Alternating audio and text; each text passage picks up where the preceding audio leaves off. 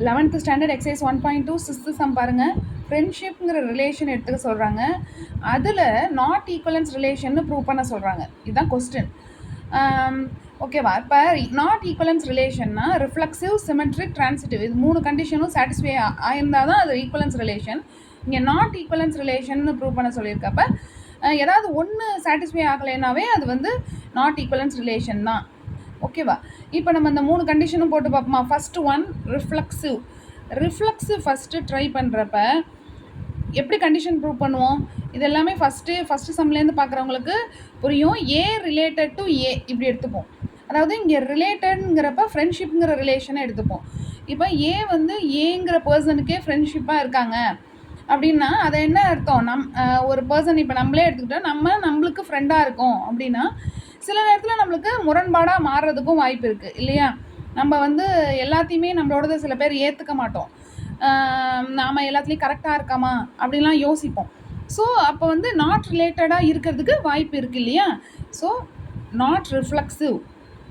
ஓகேவா? ஸோ இங்கே என்ன எழுதிக்கலாம்? A is not a friend to A. ஓகேவா? Therefore not reflexive. ஓகேவா? செகண்ட் கண்டிஷன் சிமெட்ரிக் ப்ரூவ் பண்ணலாமா? சிமெட்ரிக்கான்னு பார்த்தீங்கன்னா எப்படி நம்ம ப்ரூவ் பண்ணுவோம்? A related to B then B related to A இப்படி எடுத்துப்போம். ஓகேவா? இப்படி தான் கண்டிஷன் எடுத்துப்போம். இதை நல்லா ஞாபகம் வச்சுக்கணும். ஓகேவா? இப்போ இந்த கண்டிஷன் சாட்டிஸ்ஃபை ஆகுதா பாருங்கள். ஏங்கிற பர்சன் பிங்கிற பர்சனுக்கு ஃப்ரெண்ட்ஷிப்பாக இருக்காங்க. இங்கே வந்து என்ன எடுத்துக்கணும்? ஃப்ரெண்ட்ஷிப் தான் எடுத்துக்கிறோம். ஸோ இந்த ரிலேஷன் வந்து ஃப்ரெண்ட்ஷிப்னு நம்ம வந்து பார்க்கணும். அப்போது ஏங்கிற பர்சன் பிக்கு ஃப்ரெண்டாக இருக்கலாம்.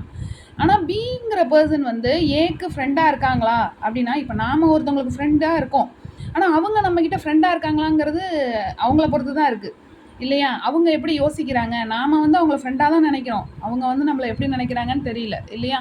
ஸோ அதுக்கு பாசிபிலிட்டி இருக்குது. அதாவது அவங்க நம்மளை ஃப்ரெண்ட்ஷிப்பாக ஃபீல் பண்ணாமல் வேறு மாதிரி ஜஸ்ட்டு நார்மல் பர்சன் ஒரு ஸ்ட்ரேஞ்சர்கிட்ட எப்படி பழகுவோமோ அப்படி பழகிறதுக்கும் வாய்ப்பு இருக்குது இல்லையா? அதனால் அங்கே ஃப்ரெண்ட்ஷிப் இல்லாமல் இருக்கிறதுக்கு வாய்ப்பு இருக்குது. So A is a friend to B இருக்கிறதுக்கு வாய்ப்பு இருக்குது. A is a friend to B.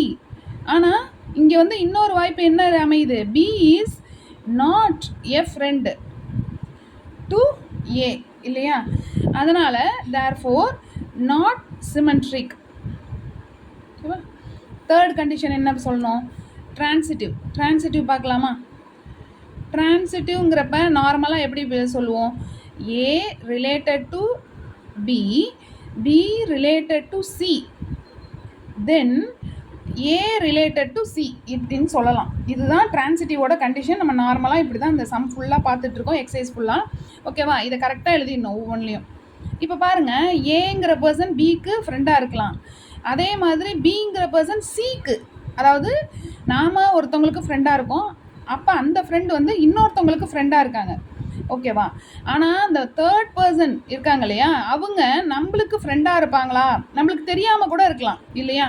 அவங்க யார் கூட ஃப்ரெண்ட்ஷிப் இருக்காங்கன்னு தெரியாமல் கூட இருக்கலாம். இந்த சிங்கிற பர்சன் நம்மளுக்கு தெரியாமல் கூட இருக்கலாம். அதாவது ஏங்கிற பர்சனுக்கு தெரியாமல் கூட இருக்கலாம். அப்போ அவங்களுக்கு ஃப்ரெண்ட்ஷிப் அவங்களுக்குள்ளே இல்லாமல் கூட இருக்கலாம் இல்லையா? ஸோ இங்கே நாட் ரிலேட்டட் வர வாய்ப்பு இருக்குது. So therefore not transitive.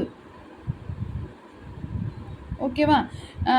A is not a friend to C இல்லையா?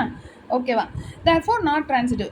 இப்போ இந்த 3 கண்டிஷனுமே இல்லை அப்படிங்கிறப்போ ஈக்குவலன்ஸ் கண்டிஷன் உண்டா? இல்லை இல்லையா? Equivalence relation not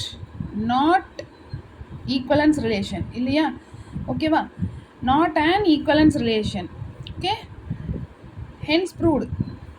Thank you.